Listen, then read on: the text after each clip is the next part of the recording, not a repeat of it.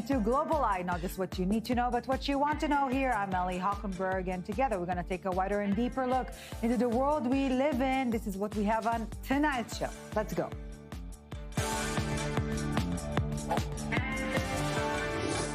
Under blackout, massacre, or revolution? Is Pahlavi leading from afar or not leading at all? Can the opposition unite with or without him? Does foreign intervention save uprisings or kill them? We ask the tough questions. China's version of religious freedom. You can believe whatever you want as long as what you want to believe in is she. Beijing is cracking down on Christians, a panic response to losing Gen Z to Jesus? Most definitely bipartisan. Why anti-Semitism couldn't care less about your party.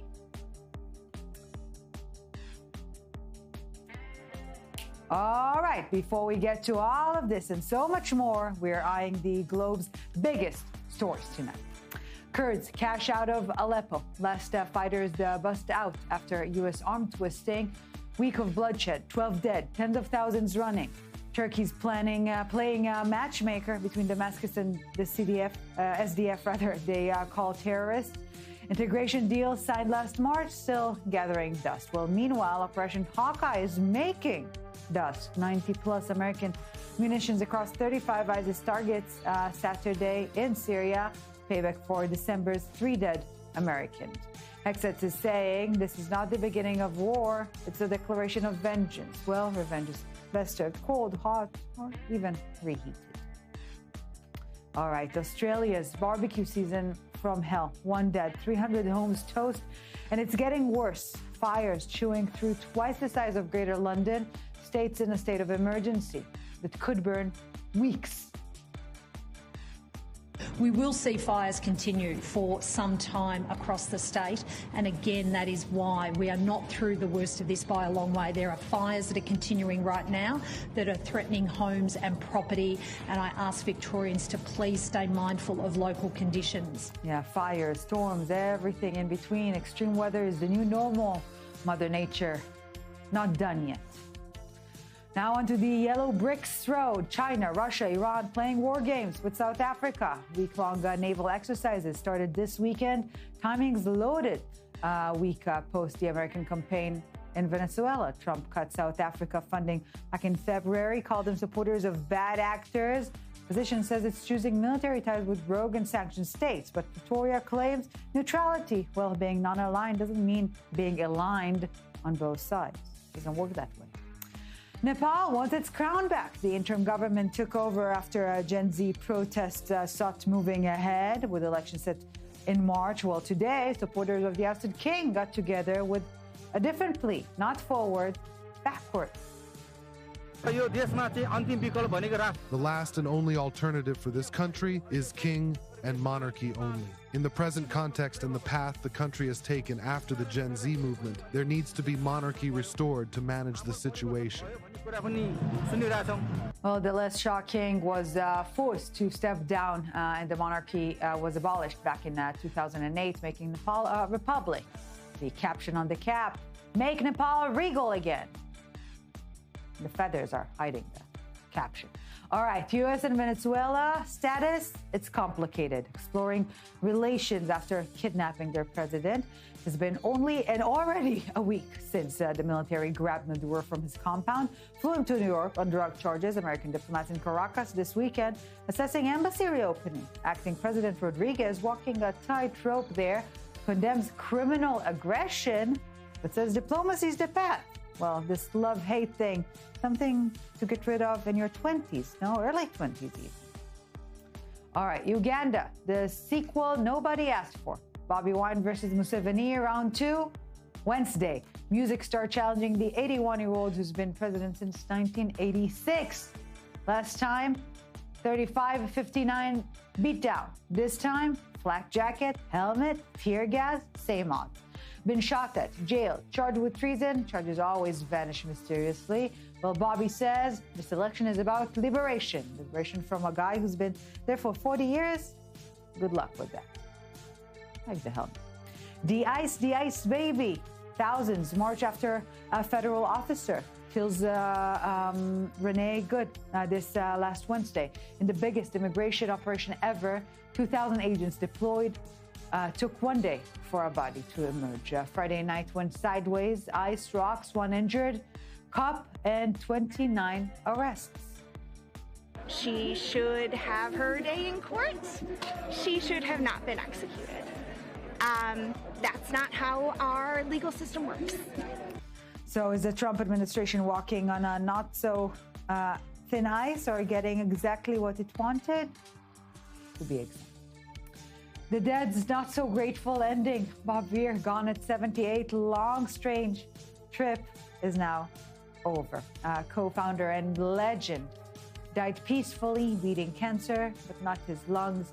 Kept jamming through treatment with the last gig at the Vegas Sphere not so long ago. 60 years shaping the psychedelic rock world, and not just from Woodstock to the grave. Empire State Building went tie-dye Saturday night. Garcia's been waiting for 30 years. The band's back together. Rock on. Well, his first baptism, and theirs too, by the way. Pope Leo dunks 20 babies in the Sistine Chapel. Sunday tradition beneath Michelangelo. Why not? Vatican employee kids get the sublime holy water treatment. Celebration marks the feast day that recalls Jesus' baptism in River Jordan. It was established in 1981 by St. John Paul II. Pope Leo is saying if food and clothing are necessary to live, faith is more than necessary. Well, say it not on a Sunday morning to a bunch of infants, but on a Black Friday to a bunch of hungry shoppers, and see how that sinks in. And Hollywood's appetizer, the Golden Globes. It's the big boys club tonight. DiCaprio's one battle after another up against Timothée Chalamet's Marty Supreme, Del Toro's Frankenstein, and Clooney Sandler's Jay Kelly. Champagne's gonna flow, that's for certain. But not just the same old names. First podcast trophy ever. That one going to be interesting. Well, let the Oscars pre-gaming begin. This time probably saving a lot of money on the buffet because everyone's on Ozempic anyways. All right, with all this blabbing, we've reached the summit. It's time.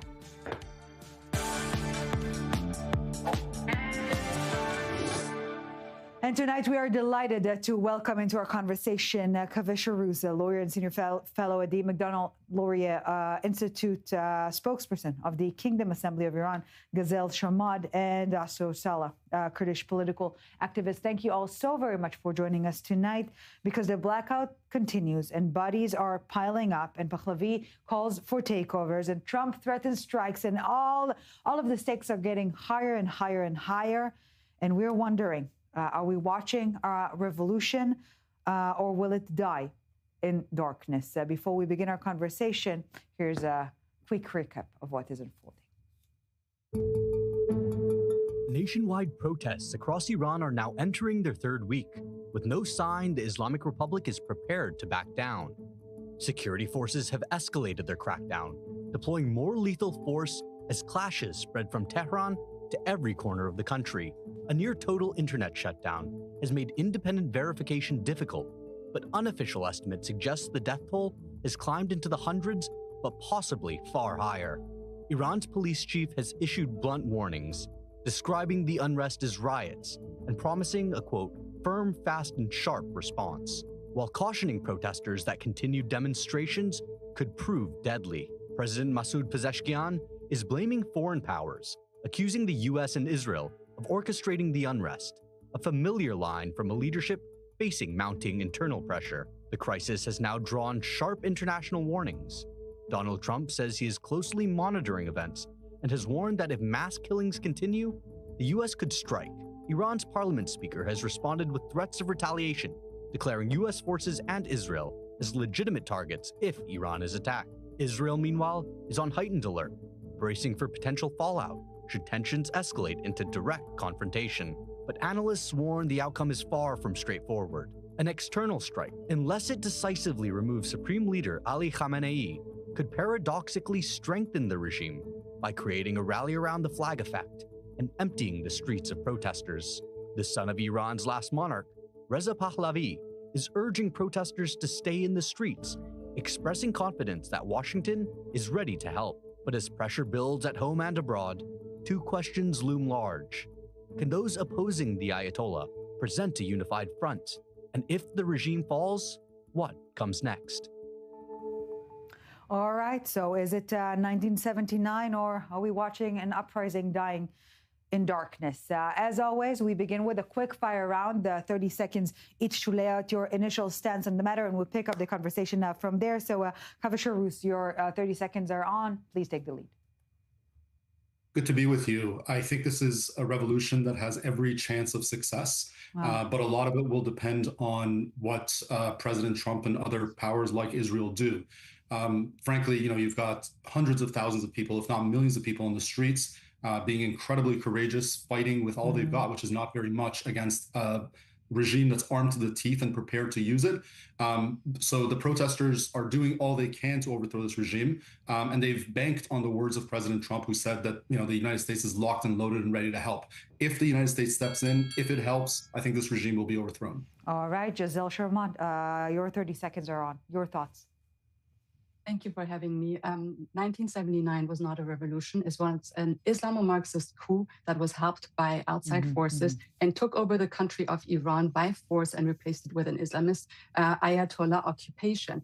2009 was the first opportunity of a nation uprising to undo what was done in 1979, but it stopped because of Western forces. Western forces did not respond to the calls of the Iranian people for liberation. So hopefully what we're seeing right now is a nation rising and reclaiming their country, and we're calling on international forces for their help.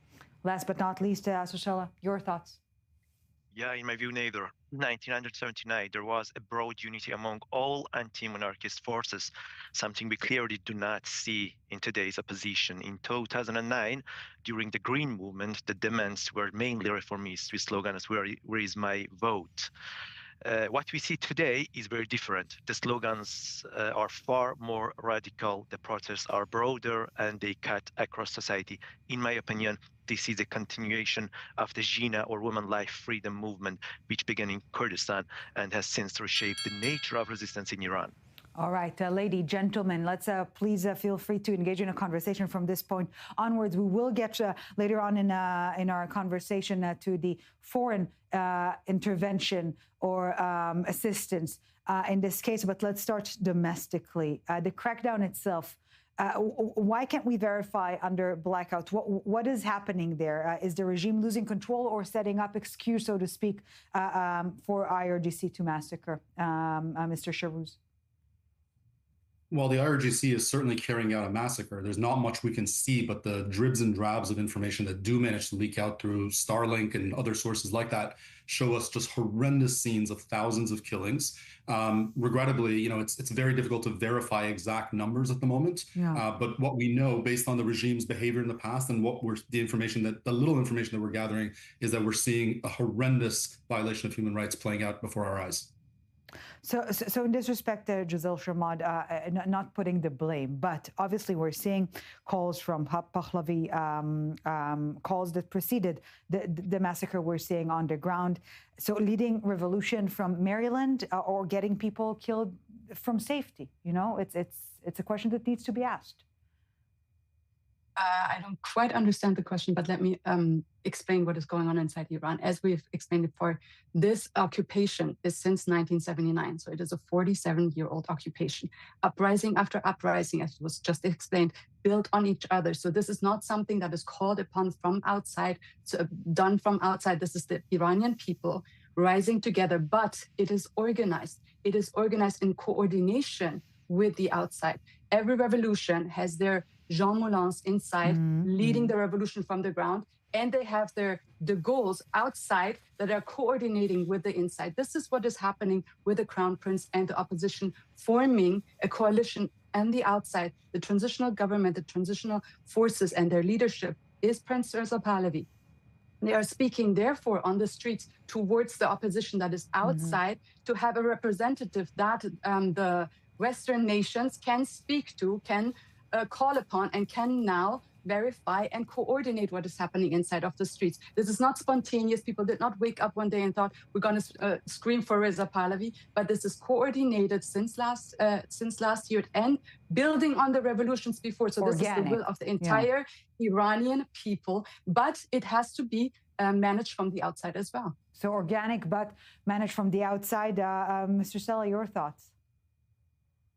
Please let me disagree. These protests did not begin with a call by Reza Pahlavi, nor are they continuing because of him. They have been underway for more than 2 weeks, while his call was issued only a few days ago. This is not new. He has made similar calls and launched multiple campaigns in the past, including I Give My Mandate campaign. And none of them have ever received meaningful public support. What we are seeing now is a media-driven campaign that amplifies him and his supporters, selectively circulates certain images and filters out others. That does not reflect the reality on the ground, I believe. So a free rider on the organic protest movement, is this what you're suggesting, Mr. Salah? Yeah, unlike the past protests in 2018 and 2019 or other women life freedom movement, the danger today is the attempt to ignore Iran's diversity and to appreciate a popular uprising in favor of one individual or political current. That approach creates skepticism among social forces and weakens the movement, I believe, increasing the risk that protests lose direction without achieving real results. We need to see the reality in the ground. Ms. Sharmat, it is evident that you're in disagreement here. Sorry, I don't know if that was directed at me, but I'll if I may sort of place myself between your two other guests. I mean, I think my view is that the answer lies somewhere in between. Yes, it's certainly the case that these protests started before Mr. Pahlavi called for people to come to the streets, but I think it's a little difficult to deny that when he put out that call, the numbers increased many fold. So certainly, he has been an important player in all this. I don't want to deny that. But I think it's also important to note that the idea that he's sort of this one figure that everyone accepts as the sort of central leader of this, I think that's disputed. Certainly, there are a lot of people on the streets that are chanting his name, and there are a lot of people that do accept him as the leader. But there are, for example, ethnic communities like the Kurdish community, for example, that I think would dispute that very much. I think there are others who have different views with respect to the future of Iran who would dispute his position. That's not to take away his importance, but I don't think that he necessarily represents every constituency out there. Ms. Sharmat, please chime in. Let me go back to last summer when we had something happening that was very, very underreported.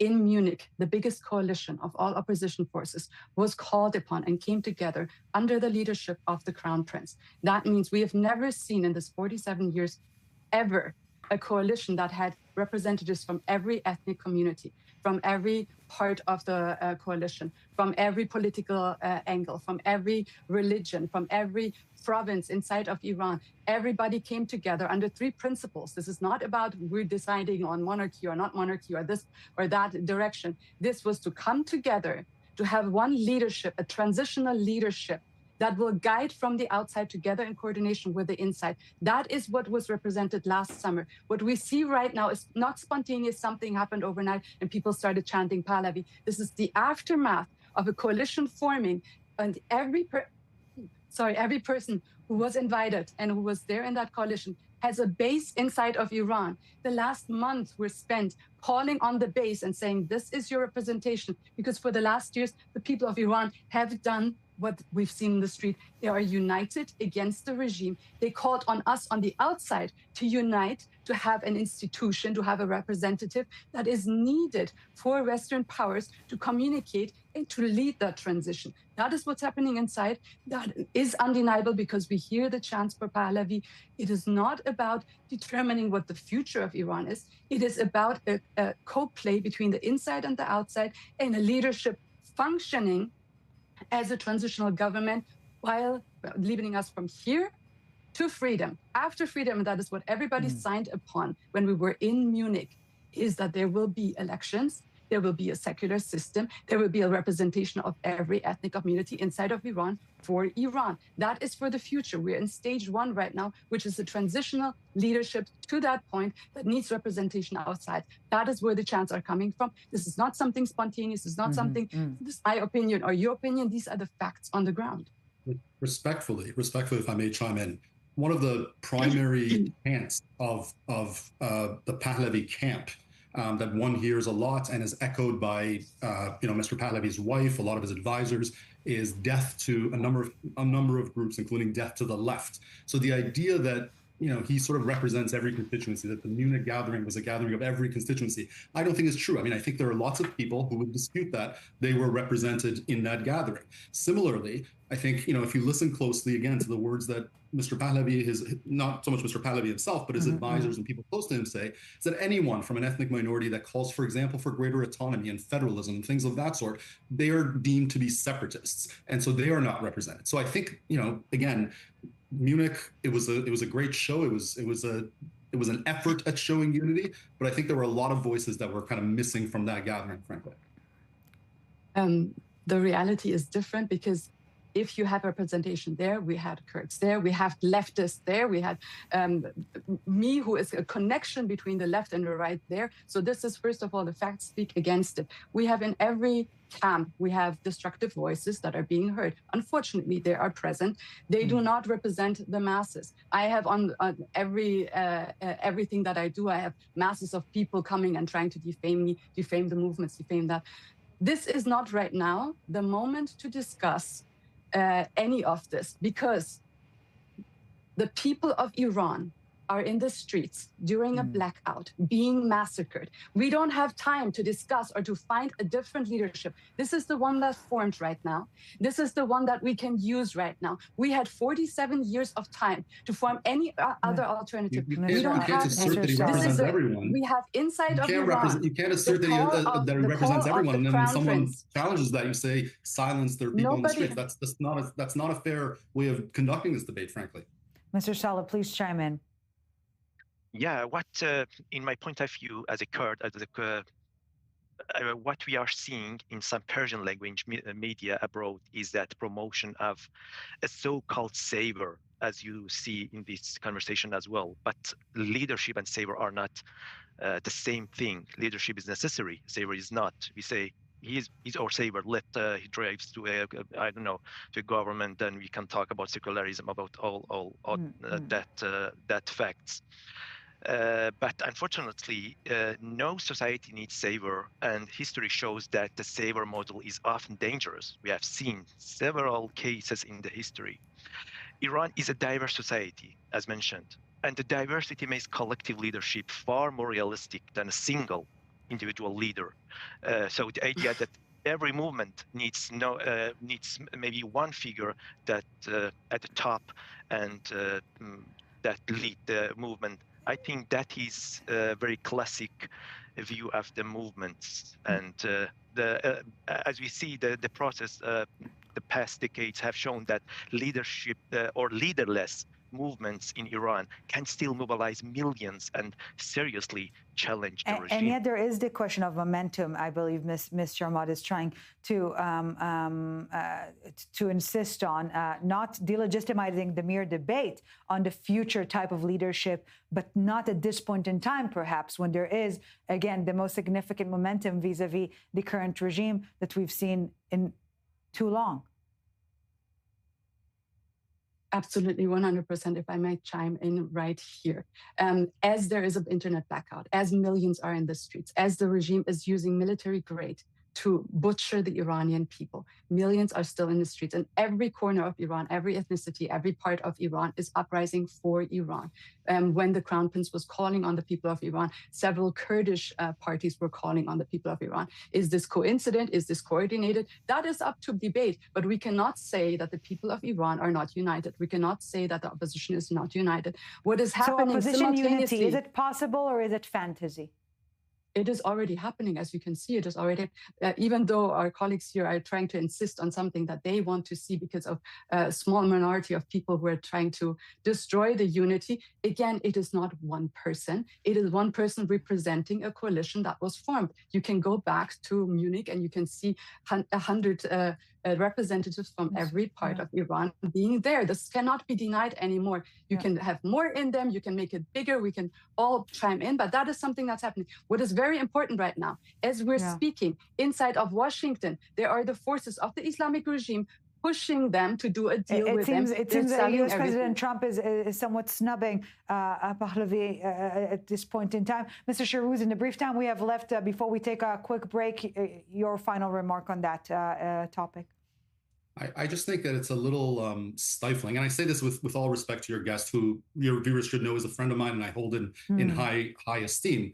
But I don't think it's fair to position the debate this way, to say that, there is a singular leader. And when someone challenges that point and says, no, actually, there are a lot of other views that are not being represented, to say, well, there are people on the streets right now who can't speak.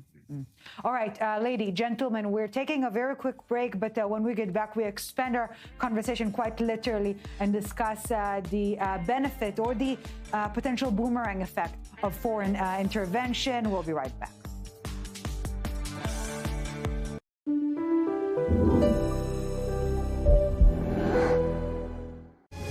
The poverty is unimaginable. There are people who are struggling. This is where she washes the dishes. If you're ever going to allow your Christian faith to rise and to do something for God's chosen people, now is the time. This is the home of Galina. She's 96 years old. This is what she had to eat for today. She has one pot with water and wheat. My father was killed by the Nazis, and I was an orphan. I didn't know about God. But now, in the cold, hungry nights, I pray for food to the God I've never known. There are good people that love you. You see the tears. Scripture says joy can come in the morning, and you can be the reason. If you will bless these hurting children of Israel, you will receive God's blessing in return. Your urgent gift today of $25 will help rush a survival food box filled with life-saving essentials. If you call right now, your gift's impact will be doubled to help save lives. Call, scan, or go online now. I'm not exaggerating when I tell you, I don't know how much longer she could have waited for us to come. I can't even grow my food anymore. What will happen to me? I'm doomed to starve. Tens of thousands of elderly Holocaust survivors in the former Soviet Union are living in extreme poverty, hungry, and forgotten. But through the International Fellowship of Christians and Jews, we can bring them hope. Eggs. It's my favorite food. May you be blessed. You say to them, we see you and we're here to help. If you call right now, your gift's impact will be doubled to help save lives. This right here is confidence in a bottle. It makes me feel so much more confident than I've ever felt. They are some of the hottest videos on social media. Those videos claiming to instantly get rid of bags under your eyes. Annette Figueroa is here to tell us why she says this one is for real. This one is for real, and I'm so excited. We even have a video, and all he uses is a small amount on a clean, dry face. And what it does is it tightens and lifts the appearance of bags underneath your eyes. And I did this to my father. We were at home, so we applied it to his under eye bags, and let me tell you, we were so excited. In under 10 minutes, they visibly disappeared from view, and now it is literally part of both of our daily routines. And not only does it work on the bags, it works on the appearance of crow's feet, fine lines, and wrinkles. At our $14.95 price, it's the best way to try Plexiderm and see it work after your first application. Call the number on your screen. Call 800-598-5843.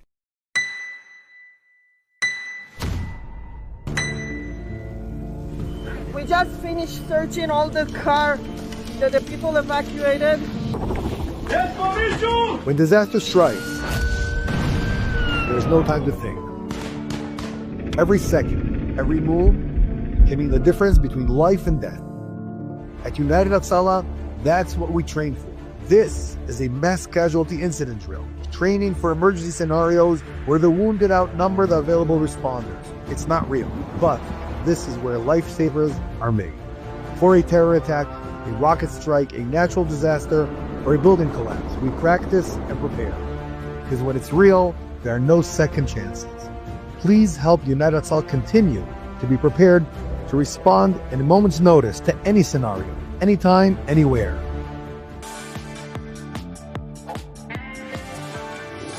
All right, welcome back to the summit. Trump is saying he's locked and loaded. Will he, won't he?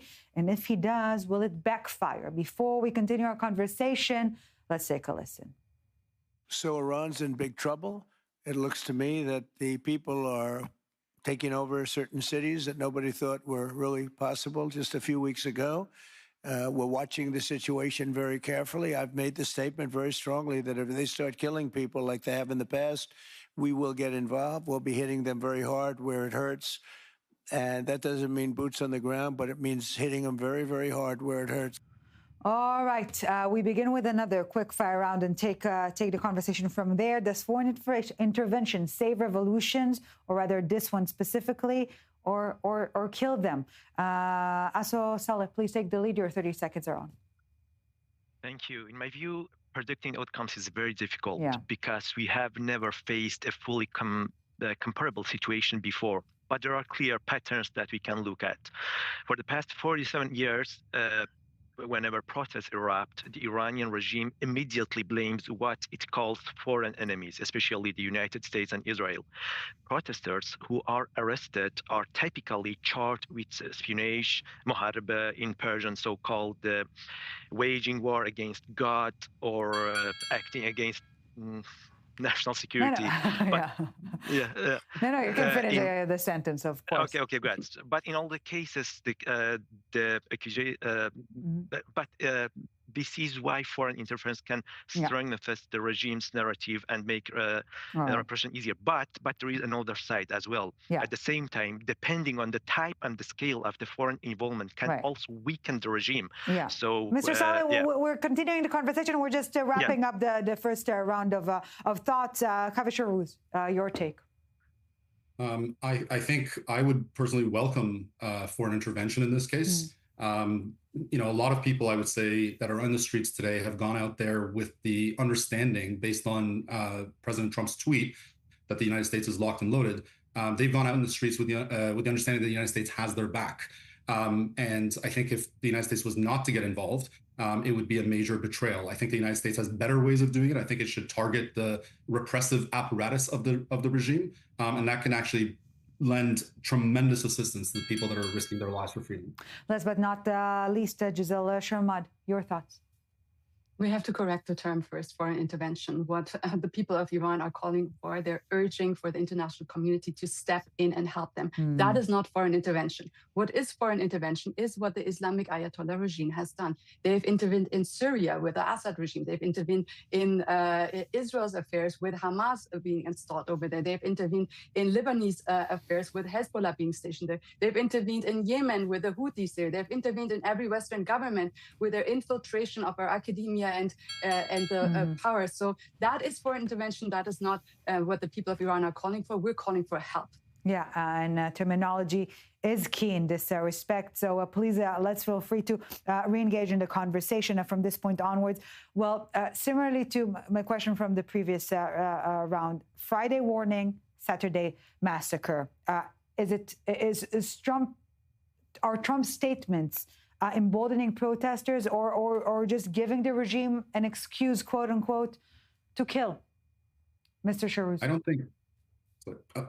don't think, frankly, the Islamic Republic has ever needed an excuse to kill. I've never really understood this argument very much that says that if the United States or Israel helps the protesters, it gives the regime an excuse. The regime has been more than happy to kill protesters and kill innocent Iranians for 46 years. It will continue to do so. We need the help at this moment.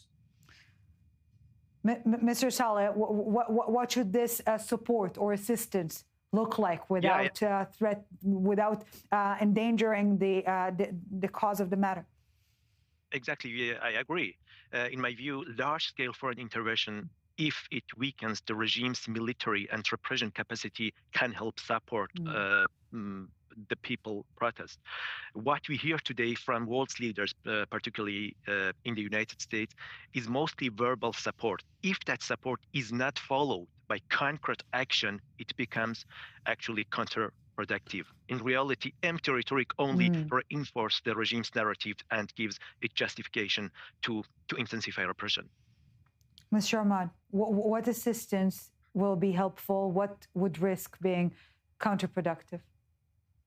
The biggest assistance right now is a clear moral standing with the Iranian people. We have seen what one tweet by President Trump has done. It emboldened the people, it threatened the regime, it brought together the forces right now. So imagine what would happen if President Trump would actually address the Iranian people with one speech out of the Oval Office. So before we're going into what kind of intervention has to be military, not military, that. This is something that we've seen in history in the most biggest historic moments where the leader of the free world speaks directly to the people. That shifts the focus, that puts in a domino effect from which all of the other interventions afterwards will follow. This does not need congressional approval. This does not need anything to be happening. We don't need boots on the ground. It is one speech by the President Trump directly to the people of Iran and see what happens after that. Mr. Shahrouz, you can hate the regime and oppose U.S. military strikes. You can want the regime change and reject Western-imposed solutions. So in this debate, can you really hold both, or is it, again, not the time for it? Well, I mean, I think it's one of those positions that you can, in theory, hold, but based on the situation on the ground, you've got hundreds of thousands of people that are just being shot at with live bullets. So the nuance is irrelevant. The nuance at this moment is not relevant. I mean, these are people that are calling for help, that need help, and it's really incumbent on the free world to help them. We can have the theoretical debates about what that means, I think, at a later time. So Mr. Sell, circling back to what you've suggested, there are different shades of support, if you will, or different grades of support. So non-violent support, for example, Starlink, cyber attacks, sanctions, that could be imposed immediately, even before a decision to get fully locked and loaded. Exactly. Support should not be limited to military measure alone, I believe. Countries that are not directly involved military still have powerful tools at their disposal. Closing, for instance, the regime embassies, freezing the assets of senior officials, and providing communication, as you say, Starlink and electronic equipment, so people can stay connected with the outside world. And if necessary, people must also be enabled to defend themselves. As Kurds, I know in this context, the cooperation with Kurdish forces or parties in Kurdistan who have trained and organized military structures could play a particularly effective role. Mr. Ahmad. Going back to what we said before, that is why it is essential in this moment to have leadership outside of Iran. Leadership during the transition is determined by the people on the ground. After this phase, when Iran is liberated, all of what my colleagues brought in, all of their opinions and everything will be determined afterwards. There's enough time afterwards in this moment of urgency as the regime is using military grade to butcher the people of Iran. We need immediate actions. That's why it's important to understand that our adversaries are not sitting back and watching this. The regime right now is attacking and having their lobby groups inside of Washington trying to get a deal to save themselves. So are other forces like the MEC, which is another Islamo-Marxist terrorist group, being active in Washington right now. That is the only reason, and one of the most important reasons, why we need a leadership that the Trump administration can talk to, that Bibi Netanyahu can talk to, that combines all of this, is representative by the people of Iran, and can lead this to the moment of liberation. After liberation, all of the forces will be about elections. We're not in an election year right now. We don't have our country back after that. That can all happen. At this moment, as we said, we need the international community, including President Trump, including Bibi Netanyahu, the Prime Minister, including the European countries, to step up and see that crimes against humanity is happening in Iran. They have a responsibility, a duty to step in with everything that they have and lead the people to Iran to their liberation, help them, support them to liberation. This is not foreign imposed regime change or bringing democracy to a nation. This is a liberation of a nation assisted by the people, the responsible people on the outside. Kaveh Shahrouz, your final remarks, bring it back home. I agree with much of what my colleagues have said. I think, Iranian people are not calling for anyone to come in and impose democracy on them. This is not Iraq in 2003. This is not Libya. This is a people that have been fighting, frankly, for over a century for democracy. And they're very, very close, and they need the international community's support. They need immediate assistance, and then they need more longer-term assistance as they build a democratic state. On that note, Kaveh Shahrouz, Giselle Sharmad, Aso Saleh, thank you so very much for joining us tonight. Truly crucial times for Iran's future and for the rest of the region and the world, if I may. Thank you very much for your time and insight tonight. We appreciate you joining us and facilitating this conversation. Thank you very, very much for this. We are shifting the focus now and putting the spotlights on these stories. Let's go.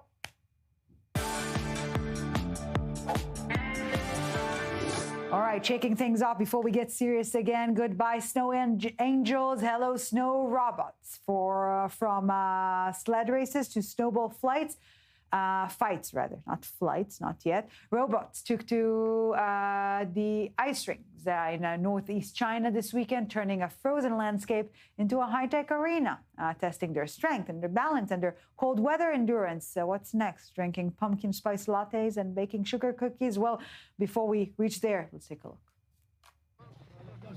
Robots took to the ice this weekend in northeast China. The inaugural Jingyue Robot Ice and Snow Fun competition kicked off at the Jingyue Tan National Scenic Area in Changchun, transforming a winter landscape into a high-tech testing ground.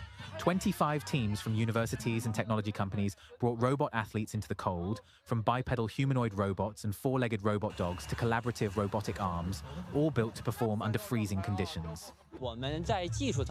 At the technical level, snow and ice environments represent a crucial application scenario for our robots. We must conduct synchronized research tailored to this specific scenario. The competition featured sled pulling races, snowball throwing challenges, sleigh racing, and mini-ski events, pushing the machines to demonstrate balance, speed, coordination, and towing power on icy terrain. Part spectacle, part stress test. The event offers a glimpse into how robots could one day operate in extreme environments, from disaster response to polar research. In Changchun, winter wasn't a barrier, it was the proving ground.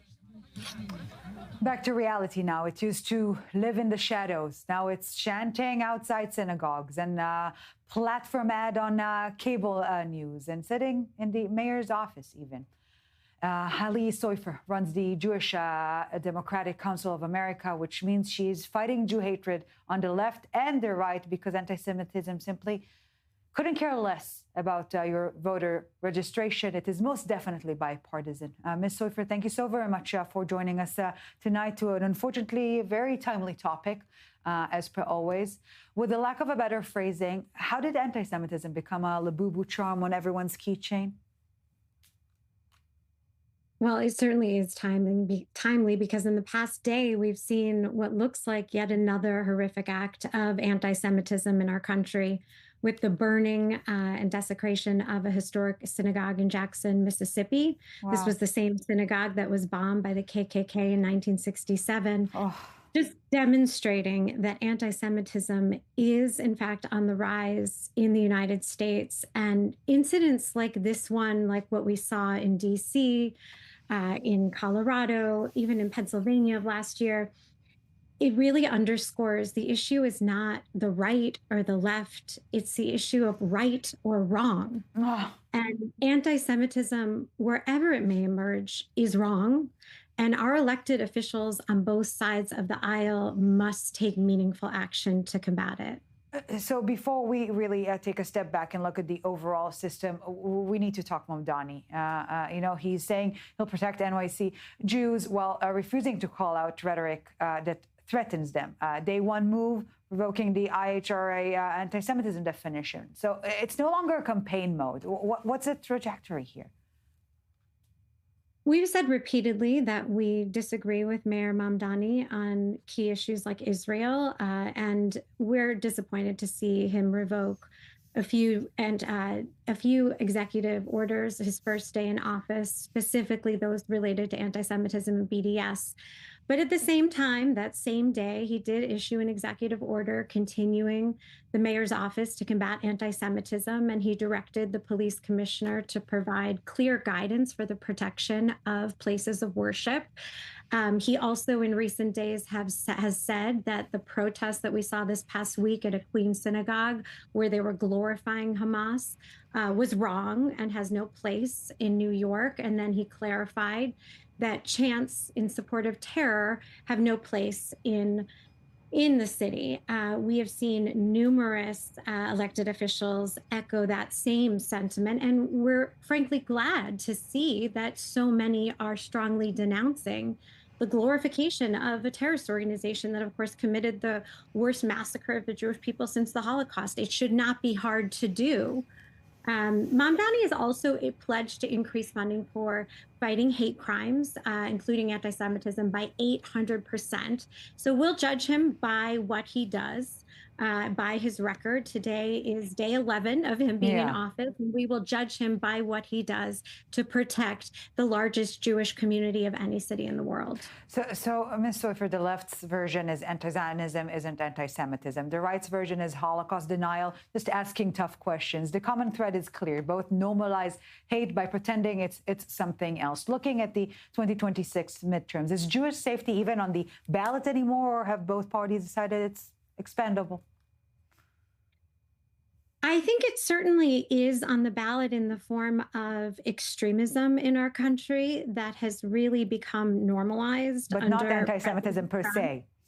Well, the issue, I think that it's important to consider there is anti-Semitism in both parties. And we have now also seen the manifestation of anti-Zionism in forms of violence as well. And it's unconscionable and must be denounced.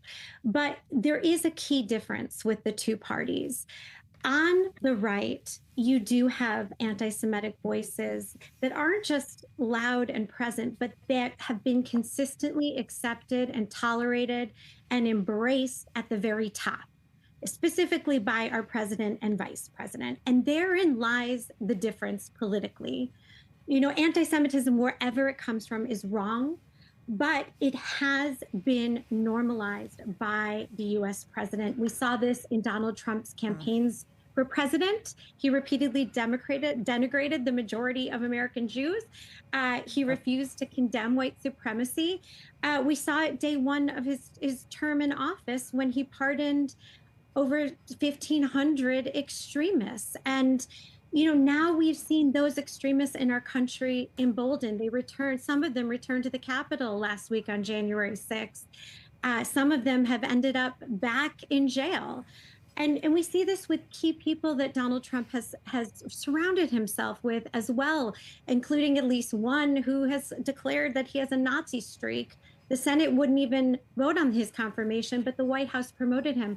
So we're really concerned that there are key voices around the president, including the vice president, who have accepted and embraced right-wing extremism, which has become so integral to the MAGA movement and the Republican Party. And yet, when it comes to the president, if I'm circling back to our conversation on Mamdani, if we're judging by action, his standing alongside Israel in the past year, I think cannot be undermined whatsoever. Ms. Sofer, what do you say to Jewish voters, to American Jewry, Democrats or Republican, who feel politically homeless right now? Well, I don't believe that anyone should feel politically homeless. There is one party that has continued to stand with Jewish Americans on the wide range of issues of importance to our community, including the defense of our democracy as it's under persistent attack by this White House, including our freedoms and our rights, and including efforts to combat the danger of right-wing extremism and anti-Semitism that have grown under this White House. So people should not feel politically homeless. And I am deeply concerned about both the president and vice president, who is the future of their party, full embrace of the danger of this insidious right-wing extremism that includes anti-Semitism. Ms. Hallie Soifer, CEO of the Jewish Democratic Council of America, thank you so very much for taking the time to speak with us tonight. To be continued, unfortunately, as said, a very timely topic nowadays and always. Thank you very much for this, Ms. Soifer. Thank you. All right. She wants to be your one and only. She's version of religious freedom is you can believe whatever you want as long as what you want to believe is in she. China's tearing down churches with bulldozers and dragging pastors out of bed at 3 a.m. and telling 160 million Christians they can worship as long as they hang she's portrait next to Jesus. And we want to welcome now Louise Shin, fashion designer and human rights advocate. It goes hand in hand sometimes, right? Thank you very much for joining us. Well, unfortunately, we are used to religious persecution of religious minorities, just not of Christians, at least not in this capacity. How does this compare? Thank you so much for having me. When it comes to the persecution of the Christian communities in China, it's a broader scale of control of identity and control of narrative. And it's more about the Chinese community, Chinese Communist Party really want to have a total control of their ideology, what it means to be Chinese, what it means to be a citizen of China. And unfortunately, really this ideology that's not for them not in line or is not totally in control, according to the party, has been persecuted. So if I understand correctly, is Beijing's crackdown basically a panic response to losing the younger generation to Jesus or self-identity, generally speaking? This is not the first time it happens. We have seen what's done to the Tibetans. We have seen the over the years the persecution over the Uyghur Muslim community in Xinjiang, the Uyghur region, and there we have more than 1 to 2 million of Uyghur Muslims put into a concentration camp, and they called it re-education camp, where they are completely removing their culture, their language, and in a way to basically prevent any ideology or any identity that overtakes the broader Chinese identity for the country. So is information about this crackdown even reaching the Chinese public, or only us concerned observers abroad? And if it does, do they care? China is a huge country, and if you think about it, it's a lot more like an empire's continent. It's easier because we have 56 different ethnic groups, and the people who live in one side of China are many times have never been to the other parts, myself included. And when it comes to information, it's very difficult in China because of the very strict censorship with both the firewall and also after COVID, there's also a different atmosphere where a lot of Chinese citizens felt this racism and anti-Chinese treatment aboard, that many were being pushed that anything that's anti-China is an attack on the Chinese themselves and been seen as a Western propaganda. So you have both the Chinese propaganda, where there's a lot of propaganda video that have been made saying that everything is great in the Uyghur region, and people dance and they're making food, and you see a lot of international influencers traveling to the area to do some tourist video, and everything looks great. So then it's much easier to then insist on that is just a Western propaganda spread by majority U.S. and the U.S. allies. Right. So sometimes international criticism is not leading to action, is just seen as a way to weaken the regime, even by Chinese themselves. Exactly. And I think with the new generation, a lot of people are using VPN, so they are able to access to a lot more information, and the new generation of Chinese are very well traveled, so they have seen different part of information. It's just a different generation. Yeah. Exactly. And still then, I think many are having a lot of pride with China going from developing country to a global superpower. So I think myself included, of those of us who are in the diaspora, we feel this sense of pride for what China has become, but also myself, I feel immense both guilt and sorrow over how. So the need or the desire for change doesn't necessarily mean erasing all the legacy. There is. We must be able to hold this complicated perception or view of reality, to hold it hand in hand. Louise Chin, thank you so very much for joining us, for your insight on that. We appreciate it. Thank you. Thank you so much for having me. Thank you. All right. And before we say goodbye, let's take a breather.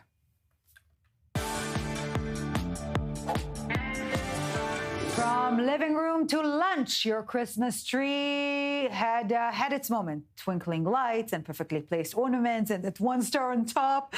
Now it's goat food. Farms across the country are collecting discarded Christmas trees to feed goats and sheep and alpacas. Apparently, pine needles are the barnyard equivalent of a Michelin star salad. So these four-legged recycling machines are living their best lives, chomping on evergreen needles packed with vitamin C. Your tree gave you joy in December. Now it's giving goats joy in January. The circle of life, people. This is it from us. See you next week. Thank you very much for joining us. We will leave you with goats. Have a great night.